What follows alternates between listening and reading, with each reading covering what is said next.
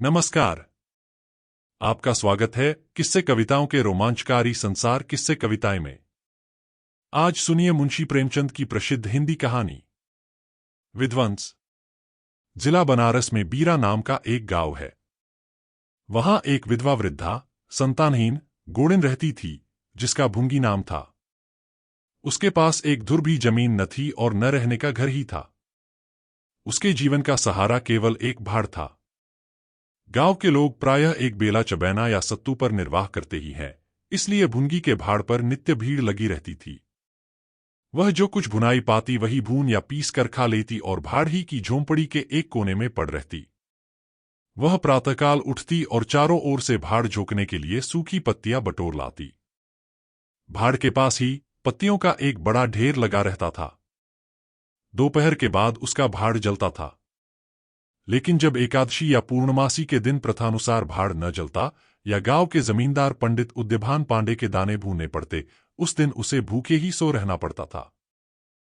पंडित जी उससे बेगार में दाने ही न भुनवाते थे, उसे उनके घर का पानी भी भरना पड़ता था। और कभी कभी इस हेतु से भी भाड़ बंद रहता था। वह पंडित जी के गांव में रहती थी, इसलिए उन्हें उससे सभी प्रकार की बेगार लेने का अधिकार था। उसे अन्याय नहीं कहा जा सकता। अन्याय केवल इतना था कि बेगार सूखी लेते थे। उनकी धारणा यह थी कि जब खाने ही को दिया गया तो बेगार कैसी। किसान को अधिकार है कि बैलों को दिन भर जोतने के बाद शाम को खूंटे से भूखा बांध दे। यदि वह ऐसा नहीं करता तो यह उसकी दयालुता नहीं है, केवल अपनी हित चिंता है। पंडित जी को उसकी चिंता न थी, क्योंकि एक तो भुंगी दो एक दिन भूखी रहने से मर नहीं सकती थी, और यदि दैवयोग से मर भी जाती तो उसकी जगह दूसरा गोंड बड़ी आसानी से बसाया जा सकता था। पंडित जी की यही क्या कम कृपा थी कि वह भुंगी को अपने गांव में बसाए हुए थे। चैत का महीना था और संक्रांति का पर्व। आज के दिन नए अन्न का सत्तू खाया और दान दिया जाता है। घरों में आग नहीं जलती। भुंगी का भाड़ आज बड़े जोरों पर था। उसके सामने एक मेला सा लगा हुआ था।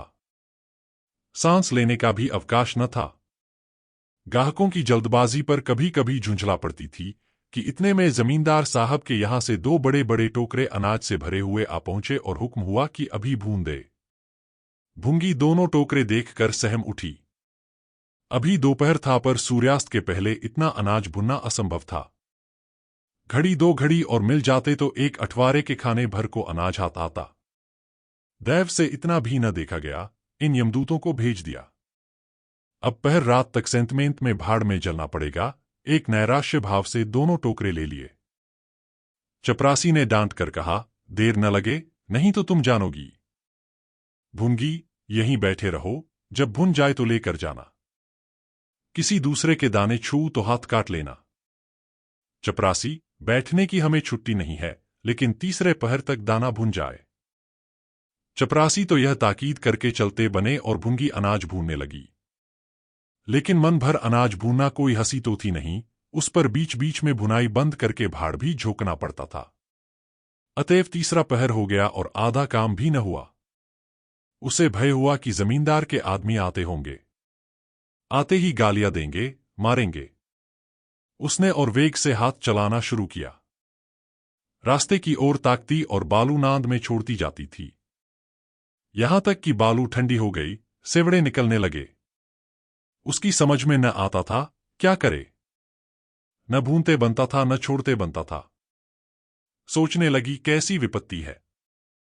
पंडित जी कौन मेरी रोटियां चला देते हैं, कौन मेरे आंसू पोंछ देते हैं। अपना रक्त जलाती हूं तब कहीं दाना मिलता है। लेकिन जब देखो खोपड़ी पर सवार रहते हैं, इसलिए न कि उनकी 4 अंगुल धरती से मेरा निस्तार हो रहा है। क्या इतनी सी जमीन का इतना मोल है। ऐसे कितने ही टुकड़े गांव में बेकाम पड़े हैं, कितनी बकरियां उजाड़ पड़ी हुई हैं। वहां तो केसर नहीं उपजती, फिर मुझी पर क्यों यह आठों पहर धौंस रहती है।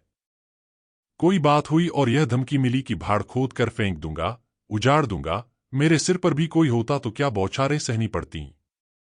वह इन्हीं कुत्सित विचारों में पड़ी हुई थी कि दोनों चपरासियों ने आकर कर्कश स्वर में कहा, क्यों री, दाने भुन गए। भुंगी ने निडर होकर कहा, भून तो रही हूं, देखते नहीं हो।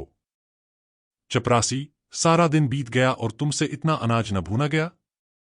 यह तू दाना भून रही है कि उसे चौपट कर रही है? यह तो बिल्कुल सेवड़े हैं, इनका सत्तू कैसे बनेगा? हमारा सत्यानाश कर दिया। देख तो आज महाराज तेरी क्या गति करते हैं। परिणाम यह हुआ कि उसी रात को भाड़ खोद डाला गया और वह अभागिनी विधवा निरावलंब हो गई। भुंगी को अब रोटियों का कोई सहारा न रहा। गांव वालों को भी भाड़ के विध्वंस हो जाने से बहुत कष्ट होने लगा। कितने ही घरों में दोपहर को दाना ही न मयस्सर होता। लोगों ने जाकर पंडित जी से कहा कि बुढ़िया को भाड़ जलाने की आज्ञा दे दीजिए, लेकिन पंडित जी ने कुछ ध्यान न दिया। वह अपना रोब न घटा सकते थे। बुढ़िया से उसके कुछ शुभचिंतकों ने अनुरोध किया कि जाकर किसी दूसरे गांव में क्यों नहीं बस जाती, लेकिन उसका हृदय इस प्रस्ताव को स्वीकार न करता। इस गांव में उसने अपने अदिन के 50 वर्ष काटे थे। यहां के एक एक पेड़ पत्ते से उसे प्रेम हो गया था। जीवन के सुख दुख इसी गांव में भोगे थे। अब अंतिम समय वह इसे कैसे त्याग दे, यह कल्पना ही उसे संकटमय जान पड़ती थी। दूसरे गांव के सुख से यहां का दुख भी प्यारा था। इस प्रकार एक पूरा महीना गुजर गया। प्रातःकाल था। पंडित उद्यभान अपने 2-3 चपरासियों को लिए लगान वसूल करने जा रहे थे। कारिंदों पर उन्हें विश्वास न था। नजराने में, डाढ़ बांध में, रसूम में वह किसी अन्य व्यक्ति को शरीक न करते थे।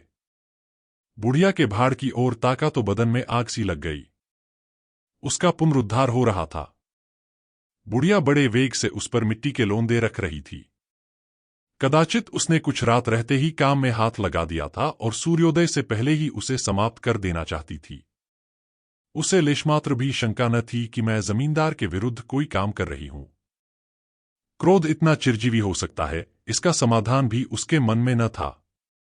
एक प्रतिभाशाली पुरुष किसी दीन अबला से इतना कीना रख सकता है, उसे उसका ध्यान भी न था। वह स्वभावतः मानव चरित्र को इससे कहीं ऊंचा समझती थी। लेकिन हाँ, हतभागिनी, तूने धूप में ही बाल सफेद किए। सहसा उद्यभान ने गरज कर कहा, किसके हुक्म से? भुंगी ने हकबका कर देखा तो सामने जमींदार महोदय खड़े हैं। उद्यभान ने फिर पूछा, किसके हुक्म से बना रही है? भुंगी डरते हुए बोली, सब लोग कहने लगे बना लो, तो बना रही हूं। उद्यभान, मैं अभी इसे फिर खुदवा डालूंगा। यह कह उन्होंने भाड़ में एक ठोकर मारी। गीली मिट्टी सब कुछ लिए दिए बैठ गई। दूसरी ठोकर नाक पर चलाई, लेकिन बुढ़िया सामने आ गई और ठोकर उसकी कमर पर पड़ी। अब उसे क्रोध आया। कमर सहलाते हुए बोली, महाराज, तुम्हें आदमी का डर नहीं है तो भगवान का डर तो होना चाहिए। मुझे इस तरह उजाड़ कर क्या पाओगे? क्या इस 4 अंगुल धरती में सोना निकल आएगा? मैं तुम्हारे ही भले की कहती हूं, दीन की हाय मत लो। मेरा रोआ दुखी मत करो। उद्यभान, अब तो यहां फिर भाड़ न बनाएगी। भुंगी, भाड़ न बनाऊंगी तो खाऊंगी क्या? उद्यभान, तेरे पेट का हमने ठेका नहीं लिया है। भुंगी, टहल तो तुम्हारी करती हूं, खाने कहा जाऊं? उद्यभान, गांव में रहोगी तो टहल करनी पड़ेगी। भुंगी, टहल तो तभी करूंगी जब भाड़ बनाऊंगी। गांव में रहने के नाते टहल नहीं कर सकती। उद्यभान, तो छोड़कर निकल जा। भुंगी, क्यों छोड़कर निकल जाऊं? 12 साल खेत जोतने से असामी काश्तकार हो जाता है। मैं तो इस झोंपड़े में बूढ़ी हो गई। मेरे सास ससुर और उनके बाप दादे इसी झोंपड़े में रहे। अब इसे यमराज को छोड़कर और कोई मुझसे नहीं ले सकता। उद्यभान, अच्छा तो अब कानून भी बघारने लगी। हाथ पैर पड़ती तो चाहे मैं रहने भी देता, लेकिन अब तुझे निकालकर तभी दम लूंगा। चपरासियों से बोले, अभी जाकर उसके पत्तियों के ढेर में आग लगा दो, देखें कैसे भाड़ बनता है। एक क्षण में हाहाकार मच गया। ज्वाला शिखर आकाश से बातें करने लगा। उसकी लपटें किसी उन्मत्त की भांति इधर उधर दौड़ने लगीं। सारे गांव के लोग उस अग्नि पर्वत के चारों ओर जमा हो गए। भुंगी अपने भाड़ के पास उदासीन भाव में खड़ी यह लंकादहन देखती रही। अकस्मात वह वेग से आकर उसी अग्निकुंड में कूद पड़ी। लोग चारों तरफ से दौड़े, लेकिन किसी की हिम्मत न पड़ी कि आग के मुंह में जाए। क्षणमात्र में उसका सूखा हुआ शरीर अग्नि में समाविष्ट हो गया। उसी दम पवन भी वेग से चलने लगा। ऊर्ध्वगामी लपटें पूर्व दिशा की ओर दौड़ने लगीं। भाड़ के समीप ही किसानों की कई झोंपड़ियां थीं, वह सब उन्मत्त ज्वालाओं का ग्रास बन गईं। इस भांति प्रोत्साहित होकर लपटें और आगे बढ़ीं। सामने पंडित उद्यभान की बखार थी, उस पर झपटीं। अब गांव में हलचल पड़ी। आग बुझाने की तैयारियां होने लगीं। लेकिन पानी के छींटों ने आग पर तेल का काम किया। ज्वालाएं और भड़कीं और पंडित जी के विशाल भवन को दबोच बैठीं। देखते ही देखते वह भवन उस नौका की भांति जो उन्मत्त तरंगों के बीच में झकोरे खा रही हो, अग्नि सागर में विलीन हो गया और वह क्रंदन ध्वनि जो उसके भस्मावशेष में प्रस्फुटित होने लगी, भुंगी के शोक में विलाप से भी अधिक करुणाकारी थी।